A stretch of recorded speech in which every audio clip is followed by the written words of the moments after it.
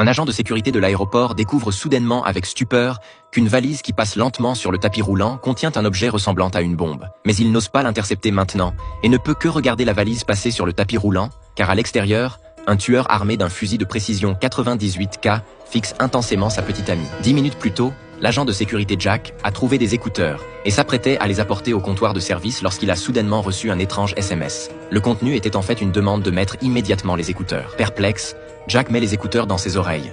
Mais les paroles qui en sortent le choquent. Le tueur, par des moyens de piratage informatique, a enquêté sur toutes les informations pouvant menacer Jack et a finalement choisi Nora, la petite amie de Jack, qui travaille également dans cette compagnie aérienne. Le tueur menace Jack en lui disant que dans une demi-heure, une valise noire avec un ruban rouge passera la sécurité. S'il ose l'intercepter, il perdra sa petite amie. Toutes les informations sur lui-même et sa petite amie ont été révélées par le tueur. Connaissant la gravité de la situation, Jack essaie de calmer son interlocuteur tout en utilisant son téléphone caché sous la table pour appeler la police.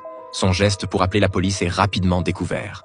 Le tueur menace la vie de sa petite amie si Jack n'arrête pas immédiatement d'appeler la police. Impuissant, Jack ne peut que raccrocher et, selon les exigences de l'autre partie, verrouiller son téléphone dans le casier. À ce moment-là, Jack réalise que le criminel a piraté le système de surveillance de l'aéroport et peut voir chacun de ses mouvements. À ce moment-là, l'annonce de l'aéroport retentit, et la même annonce est synchronisée dans les écouteurs de Jack. Cela signifie que le criminel est également dans l'aéroport en ce moment. Afin de pouvoir trouver la position du tueur, Jack commence à dialoguer sans cesse avec lui et promet de coopérer à toutes leurs demandes. Le criminel informe Jack que dans 10 minutes, son complice apportera un deuxième bagage pour passer la sécurité. À ce moment-là, Jack n'aura qu'à le laisser passer, et ils pourront mettre fin à ce jeu. Au cours de la conversation, Jack découvre à nouveau quelques détails. Les pleurs d'un bébé se font entendre dans les écouteurs, et sa bouche mâche constamment quelque chose. Il est clairement en train de manger. À ce moment-là, Jack arrête le tapis roulant à bagages et écoute attentivement les sons de tout l'aéroport. Finalement, il repère le bébé qui pleure non loin de là. En regardant vers le bar, il voit un homme dont la fréquence de mastication est exactement la même que celle transmise par les écouteurs. Le très intelligent Jack peut enfin contre-attaquer. Comme le tapis roulant à bagages a été mis en pause,